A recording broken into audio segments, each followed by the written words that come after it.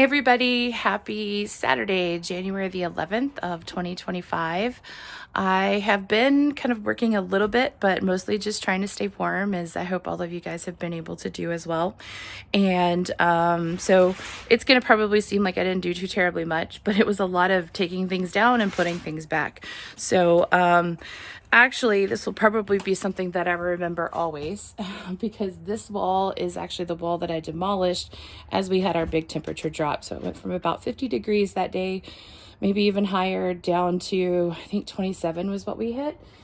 And that was kind of strategic because I wanted to be able to put on a hood and cover up and everything.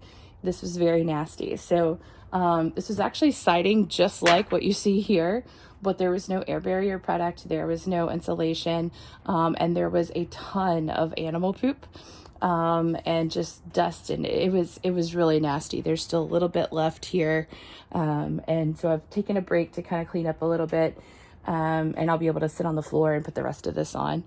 But it was gross, that's all I can say. So it was cold and it was gross, and I really wanted to make that project a very quick one.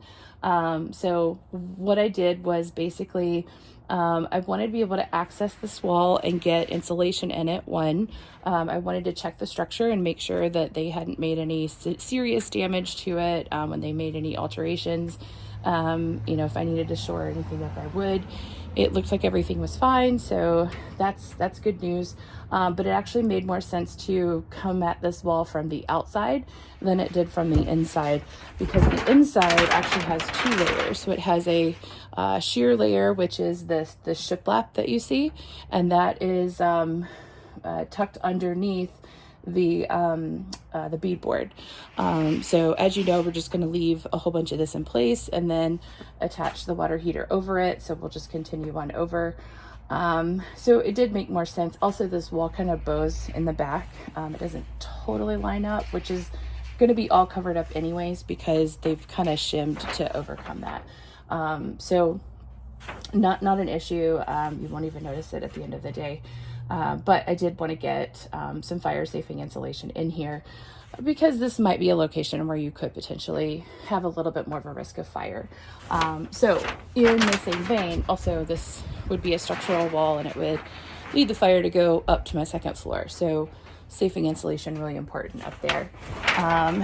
And so this actually was an area most recently where they had closed it off several times over. So there was let's see if I can point to this. There was a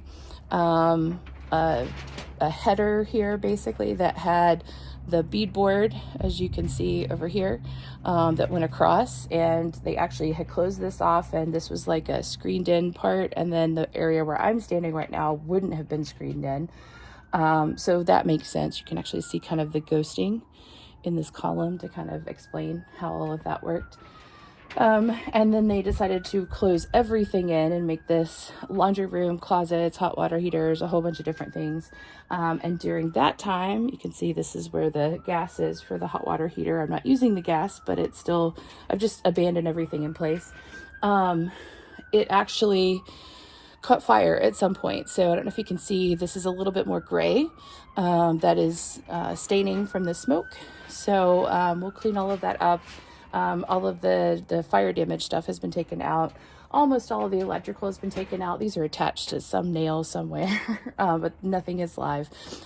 So I will go ahead and plug all of that in and replace everything. I was really bummed that I needed to take down this header and take down this siding. I was trying to take the siding down without damaging it. I only got two pieces out without any significant damage.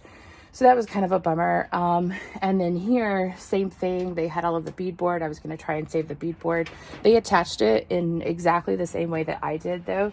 When you nail it in the top and the bottom, then you can damage it as you're pulling it back out, as opposed to in the tongue and groove, which I would have done the exact same thing because you can't see it when you're putting it on the top and the bottom with trim. So, yeah. Anyways, I wasn't successful in saving any of those pieces, but I did save. This header is still good, so it's just kind of dangling. I'm going to try and put everything back. And then that header that goes across, I think it's actually still in pretty decent shape too.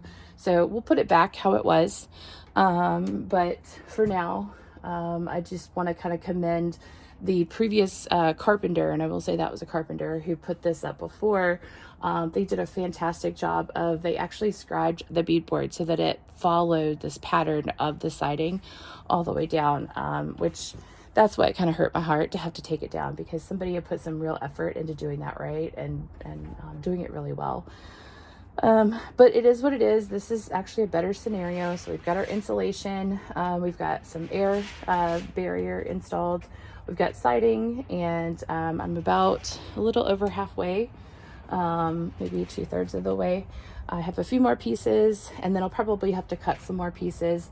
I'm running into scenarios where some of the wood that I've got has like little holes and knots and things in it, and particularly on this face where it's going to see the sun and everything, you can fill that in a little bit, but I just want to try and avoid that for this particular wall if I can. So the good news is I have a very small piece of wall over here where I can use a whole bunch of those offcut pieces. So these are all teed up and ready to go. And you might see me working on that tomorrow because I'm kind of excited to get that done. Same situation will happen here. We'll put up the insulation and some air barrier. And then I'm actually going to leave the inside open. And the reason why is I still haven't, made all of the judgment calls and things yet, and I'm not ready to close everything in just yet. So I will probably want to run a little bit of electrical, and I'm going to have a kitty cat door or a doggy door, so that when I finally do close everything up, hopefully it will be a smart one as well. So it will use their microchips to go in and out, and I won't get a possum or a raccoon or somebody else's. We have a stray black and white cat that picks fights. So it would be great to exclude him. But yeah, that is going to be just kind of left open to the inside, but at least on the outside, we'll have all of that part kind of buttoned up, which is going to feel really good as we're going to be warm for about a week, and then we're going to head right back into another cold front, which not loving, but it is what it is. And then we'll go from there. So yeah, that is the plan. And like I said, it may not seem like a ton of success, but it was kind of a scramble to get as much done before it got any colder as possible. And I'm really excited to kind of just have a couple more feet of everything completed and clean, and I actually will have this entire part of the wall done, so I can paint and prime. It's already primed, but prime again and paint and be done with that. So you guys take care, have a really great rest of your Saturday, and we'll talk soon.